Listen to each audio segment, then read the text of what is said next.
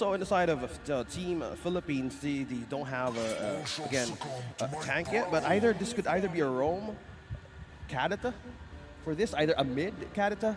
Oh, well, we have seen the Philippines play mid-Fredrin. Yeah, in the hands of Arcangel, yeah.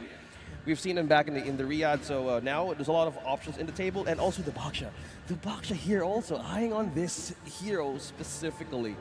Back in the series of the day, a great way to utilize those Tortoise Croissants in team fights paired with the Eve, but without the threat of the RWM being present with the Prio ban of the Philippines. Well, this is a great way for them to actually seal some good team fights without being, again, deteriorated down with their own HP.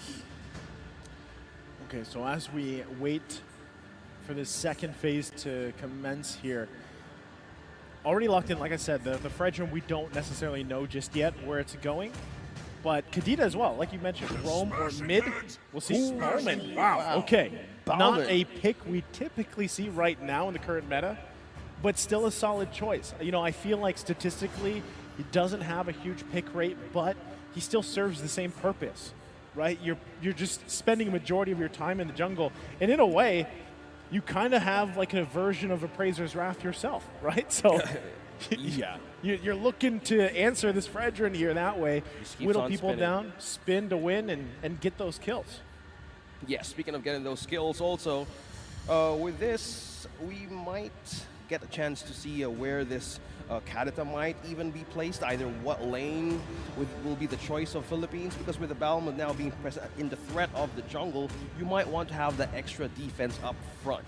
You don't want that. Yeah, speaking of which, yeah, we have the Franco back again. Whoa, one of the favorite, again, of Team Philippines is back in the qualifiers is also the glue. Yeah, glue, solid choice. Now we know. Right, now we know where things are going. Fredrin's in the jungle. Kadita's going to be in the mid lane. We've got the roam for the Franco, who has been, honestly, Franco's been really devastating in any teams that decide to play him, especially if they go with that focusing mark emblem. Works out really well, helps with the burst potential on top of it. So still, let's see what the answer here is from UAE, what they want to round this out with. I'm still assuming that, you know, we're gonna find out exactly what the mid lane choice is here. But some stuff is left on the table, and mainly you want to be able to play around the burst potential from the Philippines just with this lineup, and you're going to have to dodge a lot of hooks for the majority of this early game. Ooh. Okay. And there we go. We were just talking about it before we entered the series. Florin finally picked up. Okay, there's a lot of CC in the Philippines right now for their own composition. So, depending on the ultimate of this Florin, we still don't know if this is again an Arlot or a Novaria. Yeah, right? We'll find out. Yeah. So we might find out anytime soon. But the Florin choice though? Oh.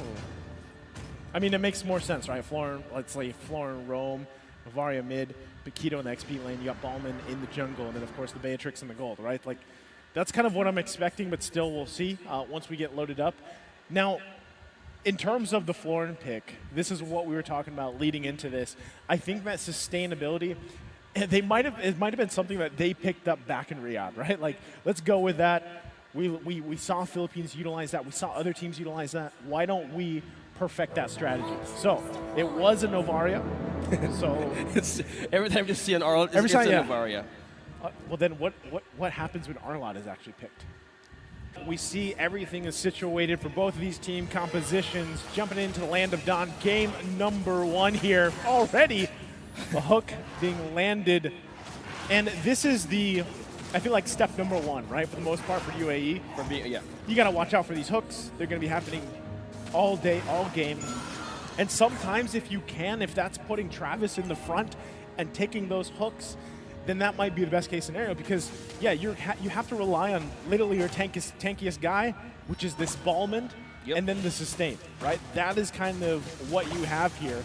Whereas on the flip side, Philippines has quite a few tanky heroes, right? They got the Fredrin, they got the Franco, they've got Glue as well. Yeah, speaking of which, now by just having the vision from where is Travis coming from right now, so we're going for a pause once again. And just by speculating onto the early game, we have 2 Quantum Charges present for Buez, for the Beatrix, and also for Jed. So this gives them an amount of time to sustain with the basic kits to regen some HP. But if that point, that's that wasn't blocked. That if Travis didn't block the hook, it could have been a reset from that purple. But as we see here, they're getting more and more focused on getting these objectives right away in the first minute here, and even on the first turtle of the game. First turtle of the game is always crucial, right, for a lot of these teams to build up here for the most part.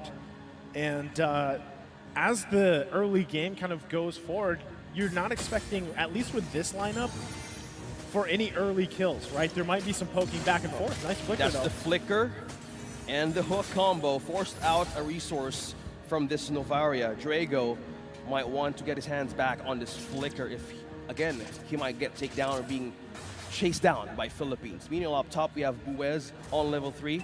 Ricotiano, on the other hand, is level 2. So sustaining more of this laning stage, I think they're trying to disturb more of the gold lane of Philippines right now.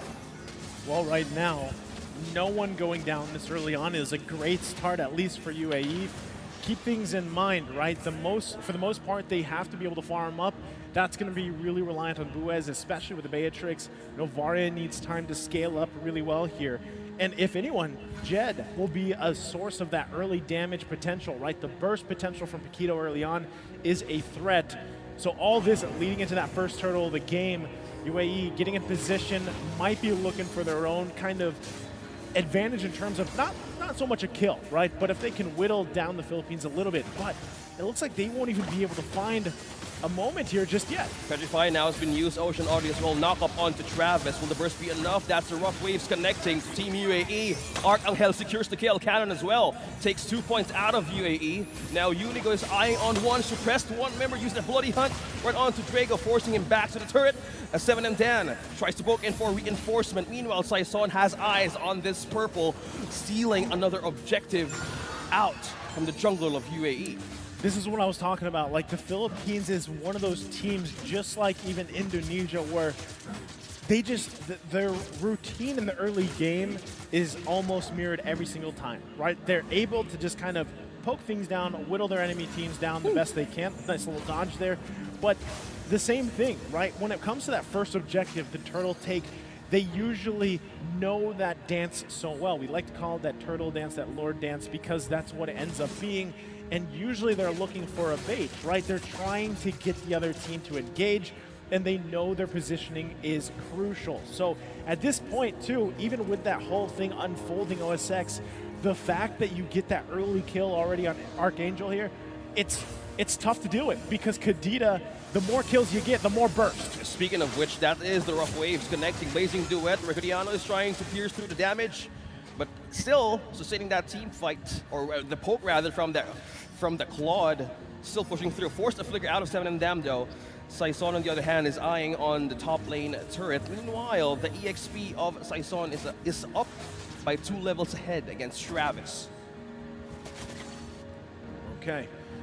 Gold lead already starting to favor the Philippines here. You can see that, right? The turtle timer, 20 seconds away. Positioning already crucial, and they're going to be doing that. This time around, though, if they can find this hook in any part of the map, they're going to go for that. They're looking for a numbers advantage. And it's just time and time again here, OSX, they're taking the purple buff away from UAE. I gotta hand it over to Cannon and even just Saison just being present. Look at the control over the camp of UAE. Having that great amount of vision as well as coverage and having a right beeline on where is the objective coming from, that's one way of securing recon for your team, that you can actually have an advantage. Where you're talking about numbers, you're talking about burst advantage. Now Philippines freely securing this turtle once again by Saison. And at this point, UAE furthering this gold deficit they got to work with, right?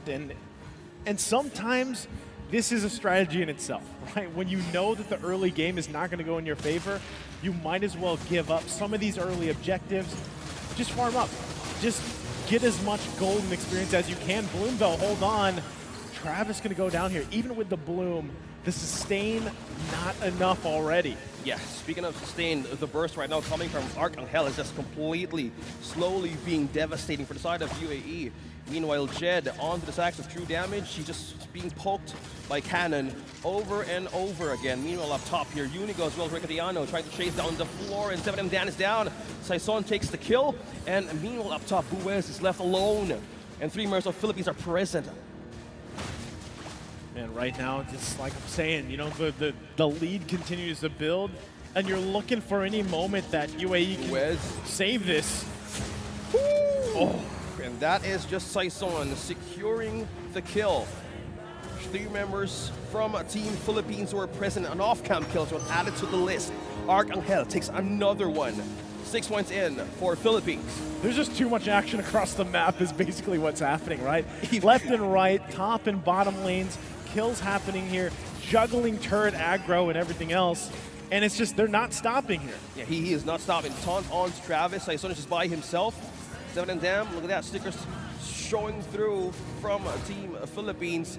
Meanwhile, up top, Wes trying to get on for the advantage. You were talking about how will this window for UAE could be beneficial. Either they sacrifice something out.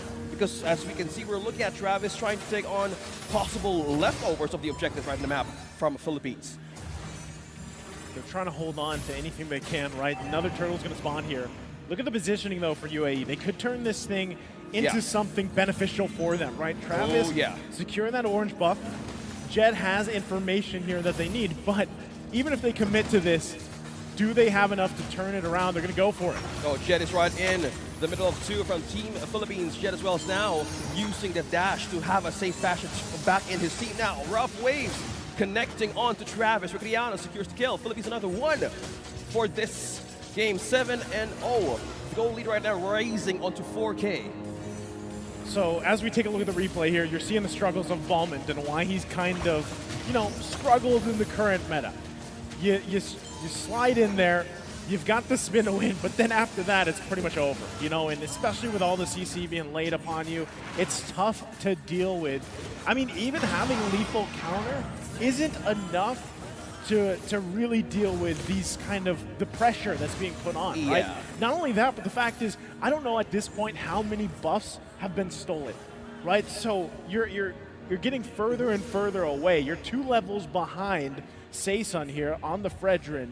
And so at this point, and what we saw before, even when the Baksha was having a hard time in the previous series, you have to find a way to give value to the team. This is tough. Wow, with a follow-up with a blazing duet onto Riccariano, piercing through the health on HG bar 7M Dan. Now Jed is forced to attack, but the damage of Buez is not enough. Arcangel is on a killing spree, evading by just going in, diving on deep with that Rough Waves and a Breath of the Ocean, just completely giving him an avenue to burst down one member after the other for UAE. At this point, again, it's just getting more and more difficult for UAE to find something in this game 1. And we talk about the snowballing effect a lot, and how there is always moments where teams can actually find ways to turn things around. But if you're looking at this all across the board, everybody is struggling for UAE. Usually in those situations, you have one lane or maybe at least 1 or 2 of those members who at least have been able to farm up relatively well. But this way, the gold gap now at about 7,000 gold, and it's spread pretty evenly. I mean, this is just a Malefic Roar being picked up for Buez here at the 9-minute mark. And so it's getting increasingly difficult. Look, they're looking for a play here. Travis trying to help out. Will the ambush be the answer for Team Philippines? Travis surviving through that lethal counter, but Arcangel is just on a spree, taking one member after the other. Now, Unigo sustaining that damage. Now, Saison completely secures the Lord. Diversion all over the map and kills translating into success, heading towards the mid-game. Now the Lord's been secured. All the turtles across the board.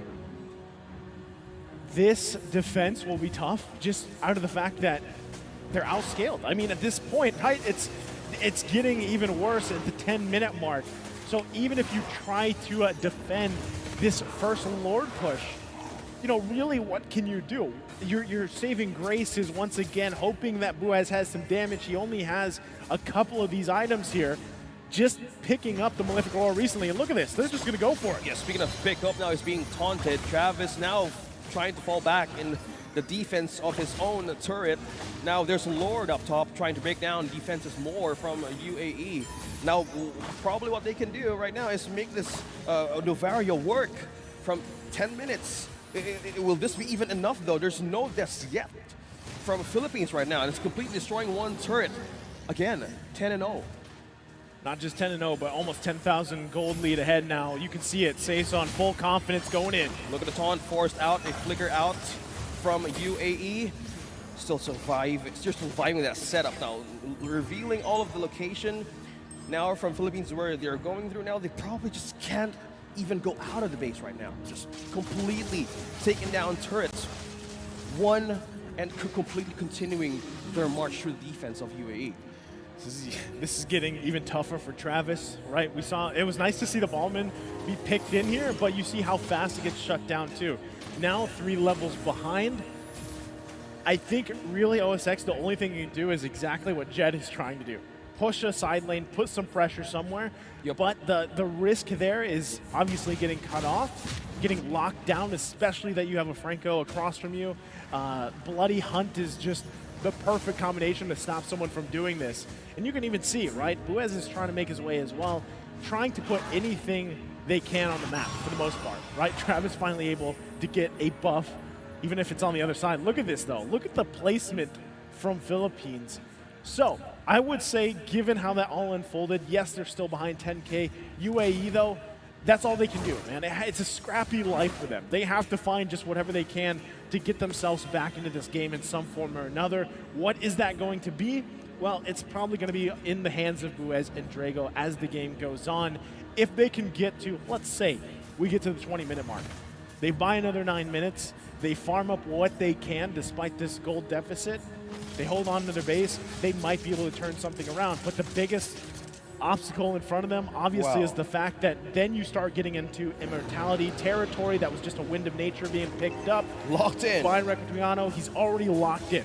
Almost 11,000 gold on this plot alone. He's massive in the gold department, and it's showing. And that is something that UAE is really, it's just one out of many things they have to deal with. Even on the defense items, I only see one from Jed, and this is way of like building through the Athena shield up against the damage right now. Philippines need to answer more of that. You have attack damage, you have burst damage coming from Archangel's Kadita. So how would you even fathom to have the defense? So there's just only one that's coming from Paquito. Yes, they have a way to regenerating back themselves once the team fight is initiated, but that is just from the mercy of the blue.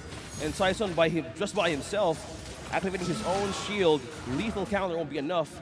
Taunting Travis to just pull and be onto him, but evading that ultimate from Beatrix, a big way of depleting out resources from UAE. Meanwhile, up top, 2 members just pushing through.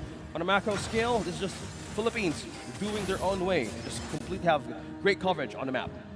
You can see what they're doing. They're going with the split formation here. Lord getting ahead and charging in the top side. Ooh. Gets that damage in. There's the flicker. That's the flicker. That's a Bloody Hunt connected on to Buez. He is the casualty of UAE now on Recreano having the mega kill. For Philippines, Travis being trapped with the grab, and the split. That's a triple. Right onto the marksman of Philippines. Another hook with a follow from Jed. Now there's no way that they can defend that initiation from a Philippines now. They're just taking down defenses. Again, one after the other. Draco being caught again with a grab, and Jed as well trying to send a team fight, but no, Philippines is just marching right into the tower of UAE and taking the first point with a 15-0 for this match. That was rough for UAE there. 15-0 and a massive gold lead. I think it was 12,000 or something at that point.